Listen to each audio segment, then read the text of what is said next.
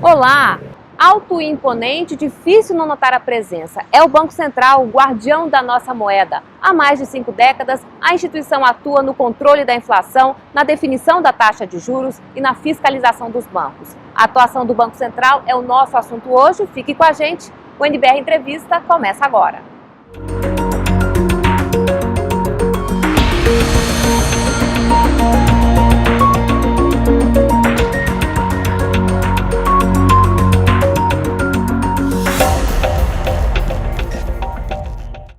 Nosso convidado é Isaac Sidney, diretor de Relacionamento Institucional e Cidadania do Banco Central. Olá, muito obrigada por receber a nossa equipe. Muito obrigado, eu que agradeço.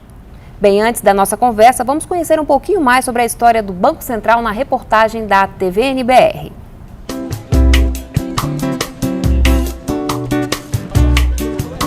Imagine hoje em dia tentar pagar uma compra sem utilizar dinheiro. O senhor me dá 2 dúzias aqui por essa caneca? Não, aí você vai precisar comprar mais 4 canecas dessa para levar mais um pouquinho. O pagamento é só dinheiro. Troca, não tem. Não tem como. É o dinheiro que move, não tem como a gente só tocar por mercadoria. Determinar quanto custa um bem, seja ele um produto ou um serviço, ficou mais fácil depois que a sociedade criou um sistema de valor único, o dinheiro. Ao longo da história, o dinheiro já passou por muitas transformações. No Brasil, por exemplo, a primeira moeda era cunhada em ouro e prata e a quantidade existente no mercado, nas mãos das pessoas, variava pouco. As moedas de metal precioso, normalmente eram as moedas que eram o padrão monetário.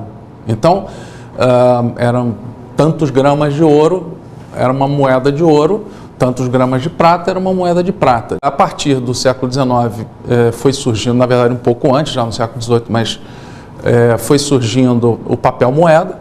Aqui nas fábricas da Casa da Moeda, no Rio de Janeiro, é onde as cédulas brasileiras são impressas e as moedas cunhadas. Mas quem define a quantidade da produção é o Banco Central, que é responsável também por colocar esse dinheiro em circulação. A ideia de Banco Central, ela remonta a um passado muito distante. Começou com o Banco da Suécia, em 1750, depois Banco da Inglaterra, Banco da França, com o Federal Reserve dos Estados Unidos. Então é uma ideia antiga, é uma ideia de disciplina do sistema financeiro e uma instituição com poderes para exercer essa função. No Brasil, o Banco Central passou a existir só em 1965. Antes disso, foi criada em 1945 a Superintendência da Moeda e do Crédito, o primeiro órgão brasileiro a tratar exclusivamente da oferta de moeda e crédito no país. Bem, então a SUMOC, Superintendência da Moeda e do Crédito, foi o embrião do Banco Central que a gente conhece hoje? É verdade, o Banco Central tem a sua criação vinculada à criação da SUMOC, mas eu vou voltar um pouquinho no tempo. A criação do Banco Central também tem uma vinculação com a Casa da Moeda do Brasil, ali no século XVII, em 1694. Por quê? Porque foi quando ocorreram as primeiras cunhagens das moedas brasileiras, quando ainda circulavam moedas estrangeiras no Brasil. Mas também é bom lembrar que em 1808, quando da criação do Banco do Brasil, também temos um embrião do Banco Central, porque o Banco do Brasil foi criado com um papel misto de banco comercial e também de banco dos bancos. Depois, à frente, é que veio em 1945 a criação da SUMOC, fazendo o papel de autoridade monetária e também o papel de controlar o mercado financeiro.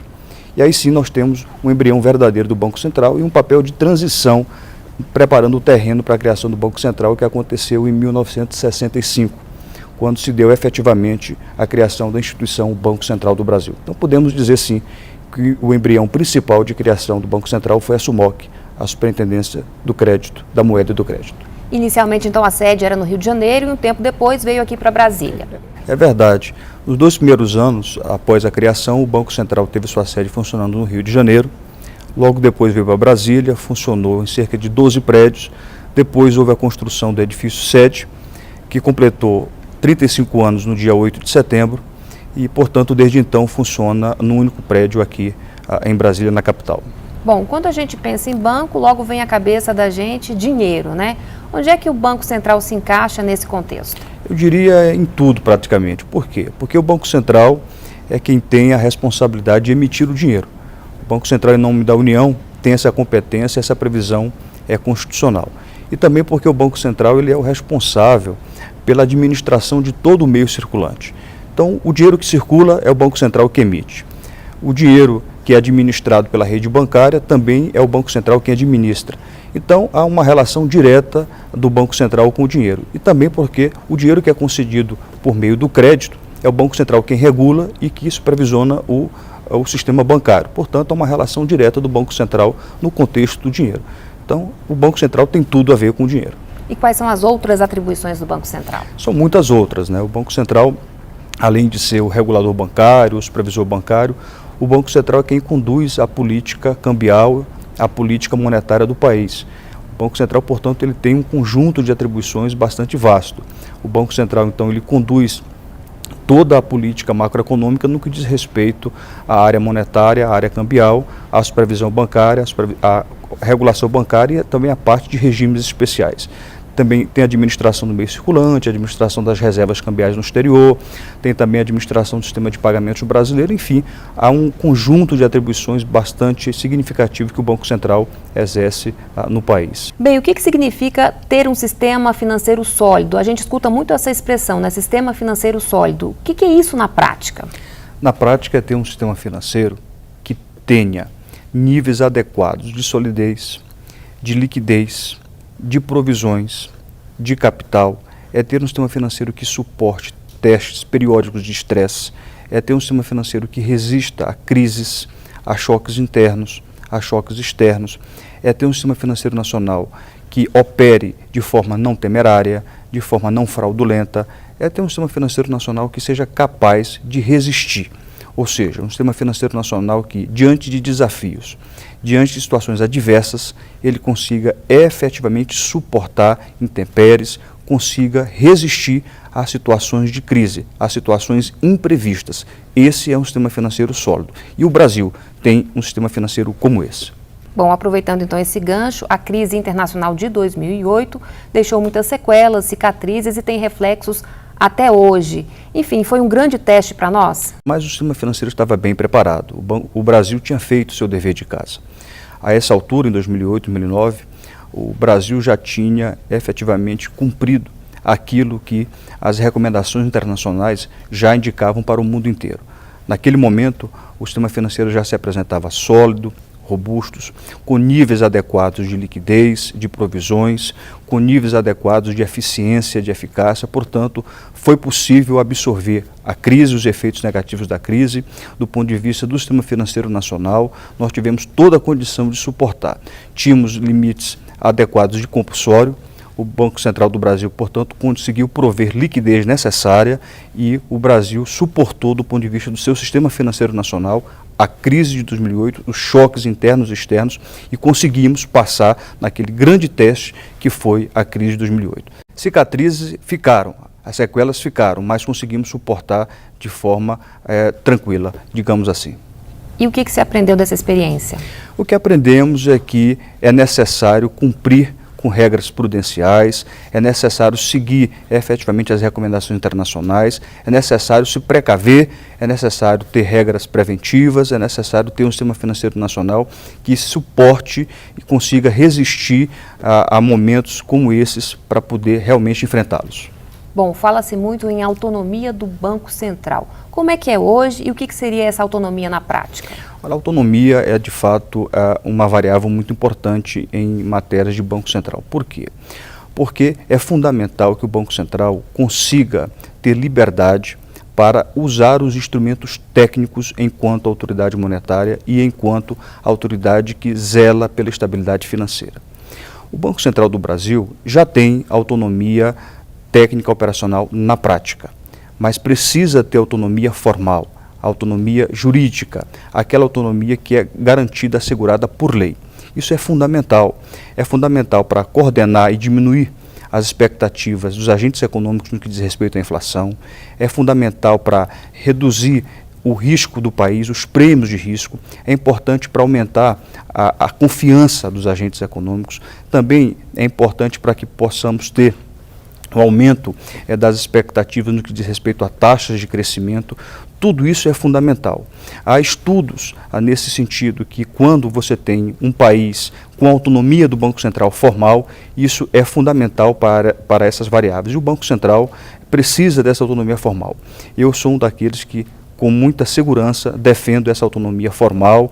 O Banco Central, por meio dessa atual diretoria, tem defendido isso. Nós temos tido o respaldo do governo e temos segurança de que vamos encontrar um caminho fértil para avançarmos nesse sentido.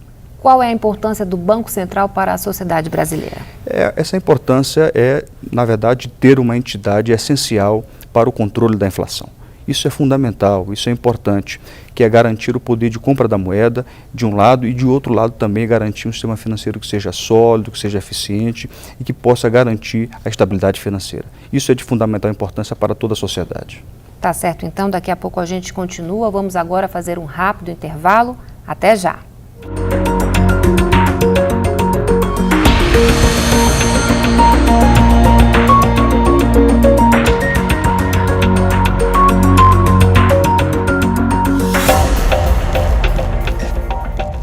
Estamos de volta com o NBR Entrevista, que hoje conversa com Isaac Sidney, diretor de Relacionamento Institucional e Cidadania do Banco Central. E uma das missões do BC, o Banco Central, é controlar a inflação. Vamos a mais uma reportagem da TV NBR.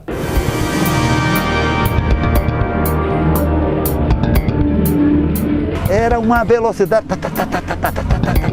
Até hoje, ao fazer compras no supermercado, José Antônio não se esquece da remarcação de preços na década de 80. Inflação altíssima, o produto chegava toda hora, era remarcado. Os preços podiam mudar num piscar de olhos. Aqui, por exemplo, esse feijão, eu pego aqui, ele está com esse preço. Chegava lá, já queriam cobrar outro. Acontecia isso também. A inflação era tão alta na década de 80, chegando a quase 2.000% ao ano no fim de 1989, por exemplo, que a população vinha ao supermercado e tinha um comportamento que não é visto mais hoje. As pessoas compravam a maior quantidade de produtos possível. A meta era estocar mercadorias como o macarrão, por exemplo, em casa, já que no outro dia o mesmo produto tinha um valor bem mais elevado. Ou seja, o dinheiro valia cada vez menos.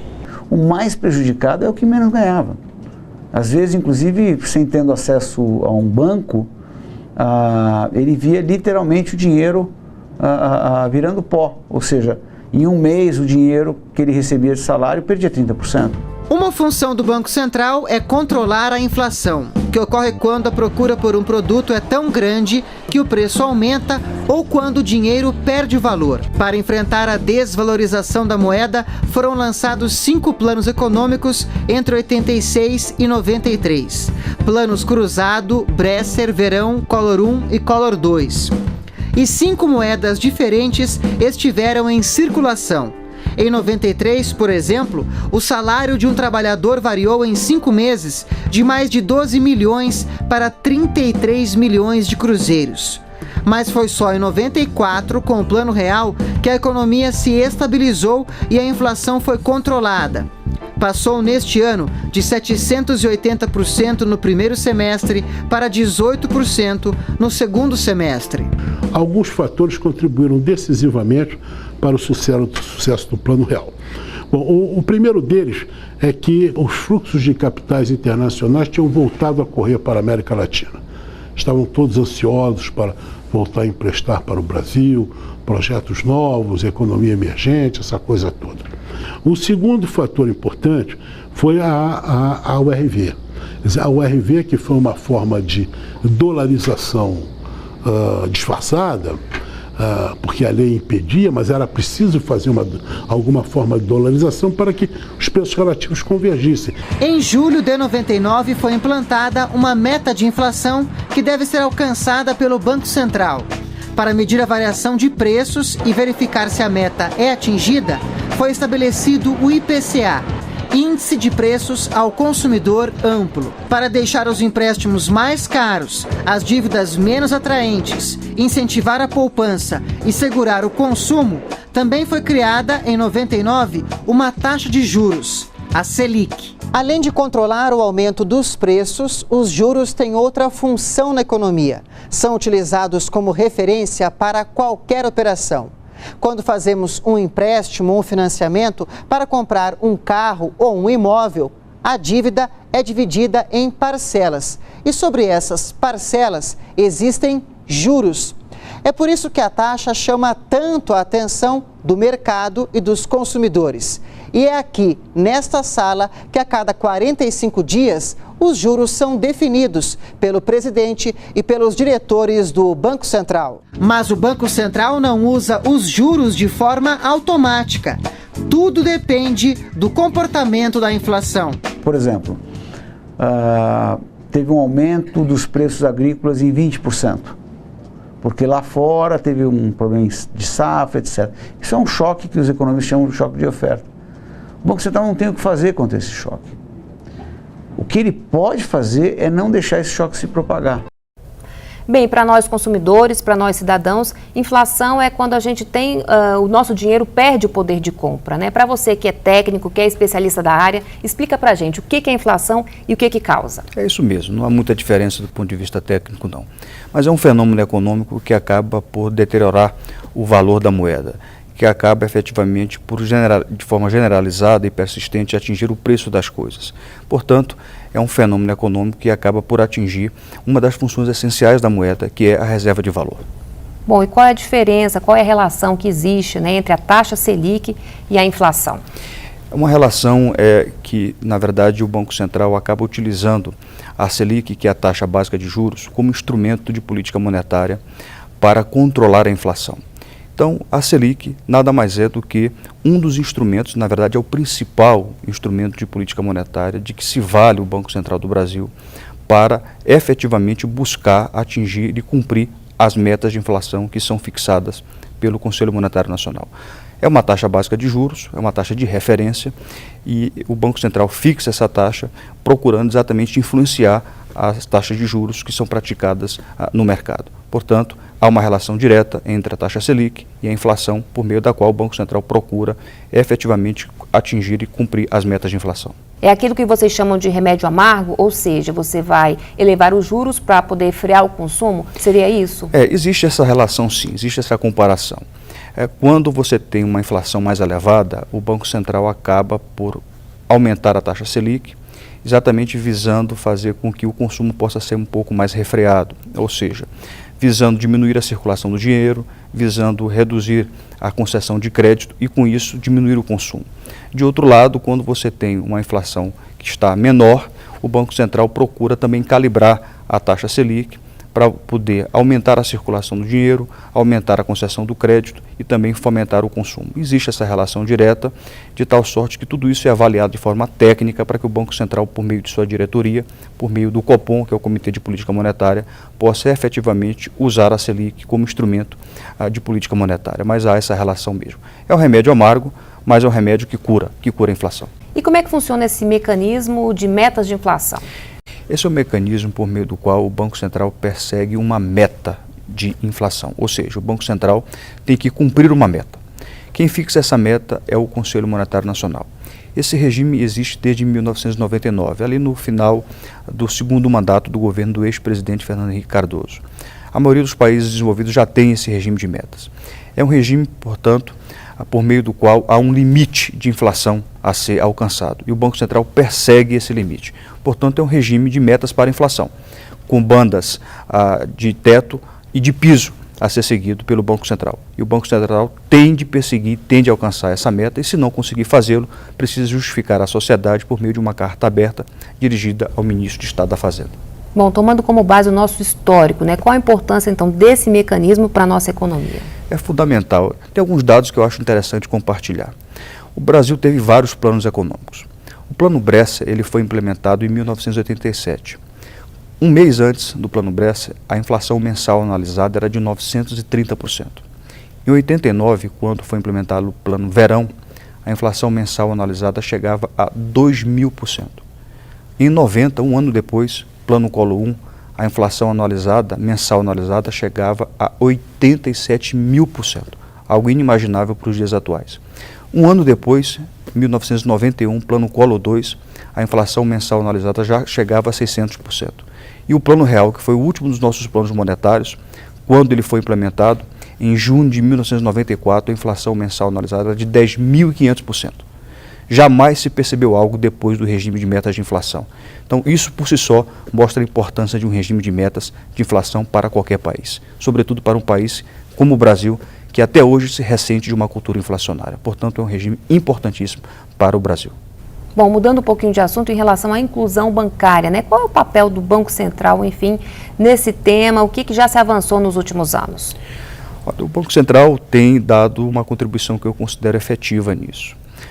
Por meio de programas de inclusão financeira, de educação financeira, mas também tem avançado no âmbito regulatório, procurando diminuir o custo de observância, procurando políticas que procurem diminuir o custo do crédito, o custo do spread bancário e também efetivamente buscando uma política que acabe por permitir não só o acesso, mas o uso e a qualidade dos serviços e dos produtos aos cidadãos clientes do sistema financeiro nacional. É um desafio, não é algo que se consegue obter efetivamente no curto prazo. E também outros atores precisam ser envolvidos nisso. O próprio sistema financeiro nacional precisa ser envolvido nisso. E o Banco Central tem procurado adotar uma política nesse sentido. Bom, o senhor citou educação financeira e esse tema está diretamente ligado à questão da inclusão bancária, né? Está. A educação financeira é uma temática que tem ocupado espaço no âmbito do Estado. Não é algo que é específico do Banco Central, mas está ligado ao Banco Central na medida em que o Banco Central é o regulador bancário e é o supervisor do sistema financeiro nacional. Atualmente existe um comitê que é o Comitê Nacional de Educação Financeira, que é o CONEF, e neste ano o Banco Central está presidindo, há uma presidência rotativa desse comitê, é integrado por 10 instituições, entre entidades públicas e privadas. Existem programas que são transversais e também programas que são setoriais. No âmbito desses programas setoriais, o Banco Central tem desenvolvido um programa de cidadania financeira. Temos, por exemplo, um portal na internet, que é o Portal da Cidadania Financeira. Oferecemos cursos de gestão financeira, de finanças pessoais. Já conseguimos qualificar mais de 30 mil cidadãos nesse curso e temos procurado fomentar uma cultura de hábitos de poupança e também de uso responsável do crédito. Isso é muito importante, essa cultura precisa efetivamente pegar no Brasil. É importante que nós consigamos fomentar essa cultura de finanças pessoais, de hábito de poupar, de uso responsável do crédito e muitos atores precisam se somar a nós nesse sentido. Políticas públicas precisam ser implementadas no Brasil para que realmente consigamos somar e conjugar esforços nesse sentido. E para mudar a cultura, eu acho que tem que começar cedo, né? Por exemplo, nas escolas, né? Sem dúvida. Programas transversais de educação precisam ser implementados e o Ministério da Educação precisa ser um grande parceiro também nesse sentido. Bom, para a gente encerrar, quais são os desafios do Banco Central? Os desafios são enormes, mas eu preferiria concentrar no desafio que deve ser o principal de todos. O Banco Central precisa ser um sentinela da inflação. O Banco Central precisa efetivamente ser o curador, o tutor, o guardião da moeda. O Banco Central precisa diuturnamente não hesitar no combate intransigente da inflação. Esse deve ser o desafio permanente do Banco Central do Brasil. Essa é sua missão, controlar a inflação de forma absolutamente obstinada. O Banco Central precisa cumprir essa missão. E a par disso, o Banco Central precisa se voltar para manter o sistema financeiro sólido e eficiente. Essa é a missão, esse é o maior desafio do Banco Central, controlar a inflação e manter um sistema financeiro sólido e eficiente. Esse é o desafio constante do Banco Central. Tá certo, então agradeço muito sua participação aqui no NBR Entrevista e até uma próxima oportunidade. Muito obrigado. Bem, outras informações então no site do Banco Central e para rever o programa é só entrar no canal da TV NBR no YouTube. Muito obrigada pela companhia e continue com a gente na NBR, a TV do Governo Federal.